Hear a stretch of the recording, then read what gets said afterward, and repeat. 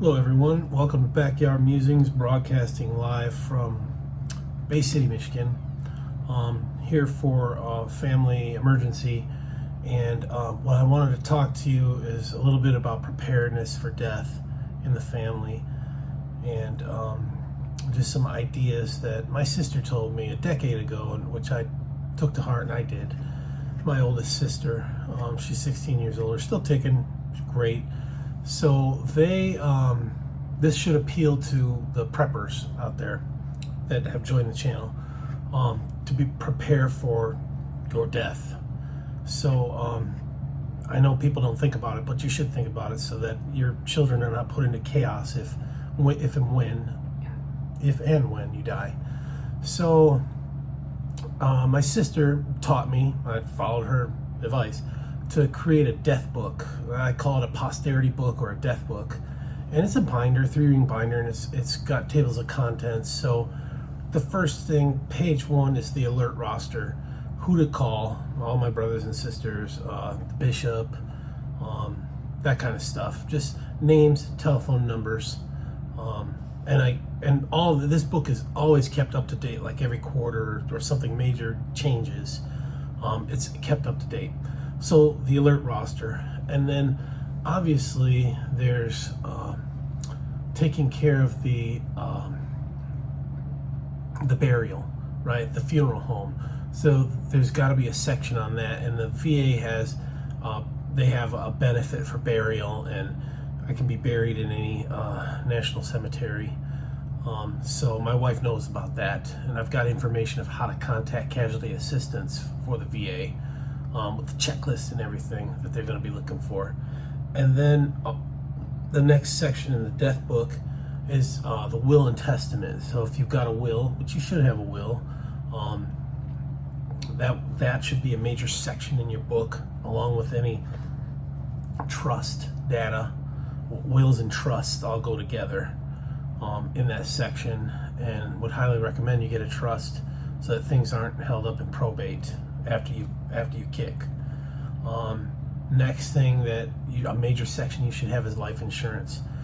All of your life insurance data, where it is. Like I have VGLI when I left military service. When I was in military service, it's SGLI, and when I left, it's Veteran Group Life Insurance, VGLI. So I have logins, passwords, amounts, how to access it, how to send in the data to get the ball rolling to collect it. That's in the death book. My wife knows exactly what to do. She opens up the book and finds it. And there's other life insurance, like I have a disability life insurance thing through the VA, and it's just a small. The VGLI is like $250,000, and the service disabled is like a $10,000 deal, and that would definitely help out with the funeral too. But these, if you don't know, the life insurance is to cover things like to pay off the house, right? Assuming that you're earn the money in the family, whatever, or you a substantial portion of earning the money. This life insurance can just pay off mortgages, debt, credit cards, you name it, so that the surviving spouse is not left hanging, holding the hot potato. All right. And so you might have several different ones, term life or whatever. Have all that data in the book, logins, passwords, everything.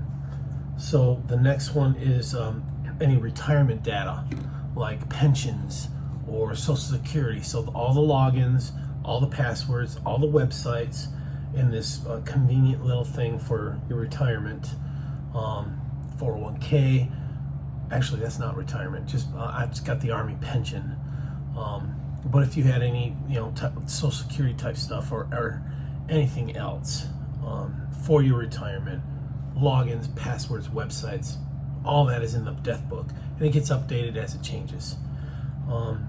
Then now financial data. So in the death book, we have joint account, we do, but the financial data would be like logins and passwords, all the different accounts. Like I have a business, so the death book has, of course, on the alert roster is going to be my surety. The surety needs to know that I've kicked because they're going to have to step in and take over the projects under construction. But it would have login information for the business bank, and passwords, and credit card stuff, financial data. You're going to have all your credit cards, personal or business, with websites, logins, and passwords for everything, anything associated with money, credit cards, banking accounts, checking accounts, that kind of stuff. And then the next one, the last one that I put, is investments in assets. Again, websites, login, password for your 403B if you have one, or your 401k if you have one, if you're in the military, through thrift savings. That's the major ones, Roth IRA too. And then assets, like let's say you've purchased stock and you have a broker, so you need the login and password for that so you can liquidate that so your spouse can collect the money, or you could keep it in there and just keep playing the stock market and rolling it, or any other kinds of assets that that you would need to access. I've got it listed in the death book. Like I said, website, login, and passwords, so that my wife knows how to get to that. I just mentioned a few things. You might have a lockbox at a bank, right? You might need to have your spouse put on that lockbox too, but it would have information about where, the address of the bank, that kind of stuff. Any kind of investment in assets. So highly recommend you get. My sister didn't have one. My sister who passed didn't have one, but my older sister has one. I learned from her, so that it's a lot easier for my spouse. I hope this segment helped you. I really do. Thanks, and I'll see you on the next one.